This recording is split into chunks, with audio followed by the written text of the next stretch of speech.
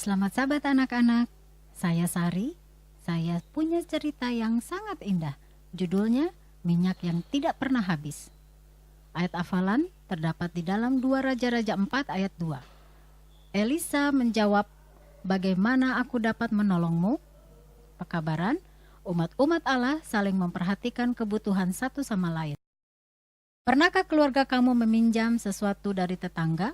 Meminjam tepung atau mungkin alat bertukang? Seorang janda miskin pernah meminjam sesuatu yang tidak biasanya. Seorang janda miskin datang ke Elisa dengan air mata berderai di wajahnya. "Suamiku orang baik yang mengasihi Tuhan." Ibu itu menangis. "Tetapi sekarang dia telah mati."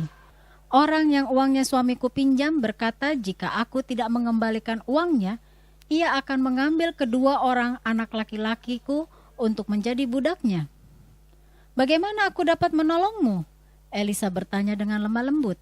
"Katakan padaku, apa yang kau punya di rumah?" "Kami tidak punya apa-apa," janda itu menjawab. "Aku tidak memiliki apa-apa kecuali sedikit minyak." Elisa berpikir, apa kira-kira kebutuhan ibu itu? "Pergi ke semua teman dan tetanggamu," Elisa berkata dengan ramah. "Lalu pinjamlah bejana kosong sebanyak mungkin. Kemudian pulang dan tutup pintu. Tuangkan minyak dari buli-bulimu ke dalam sebuah bejana yang kau pinjam." Maka janda itu meminjam semua bejana kosong tetangga-tetangganya. Dia dan anak lelakinya mengisi rumah mereka dengan bejana-bejana kosong. Setelah itu ibu itu menutup pintu. Dia mulai menuangkan minyak dari buli-bulinya ke dalam sebuah bejana yang dipinjam. Minyak terus mengalir dan segera bejana pertama yang dipinjam tadi telah terisi penuh. Ibu itu menuang, dan minyak tetap mengalir. Dia mengisi bejana kedua yang dipinjamnya. Dia mengisi bejana ketiga. Lalu dia mengisi yang keempat. Segera dia tidak bisa lagi menghitung. Dia hanya terus menuangkan sampai semua bejana terisi penuh.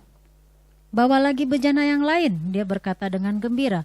"Sudah tidak ada lagi bejana kosong, Ibu," kedua anak laki-lakinya berseru. "Ibu sudah mengisi semua bejana." Mata ibu itu bersinar-sinar kegirangan. Dia cepat-cepat keluar rumah dan berlari menemui Elisa. "Aku telah melakukan tepat seperti yang kau katakan." Dia berbicara dengan terengah-engah.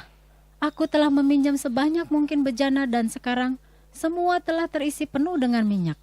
Dan aku masih tetap mempunyai minyak di buli-buliku." Elisa tersenyum. "Pergi lalu jualah minyak itu," dia berkata. "Bayarlah yang suamimu pinjam dan kau akan mempunyai uang sisa untuk hidupmu dan anak-anakmu." Ibu janda itu memuji Tuhan untuk mujizat dari minyak tadi. Dia berterima kasih pada Allah karena telah memperhatikan kebutuhannya.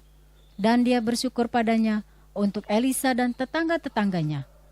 Hari itu ibu janda dan kedua anaknya laki-laki telah mendapatkan pelajaran bahwa mereka dapat mempercayai Tuhan untuk memelihara mereka.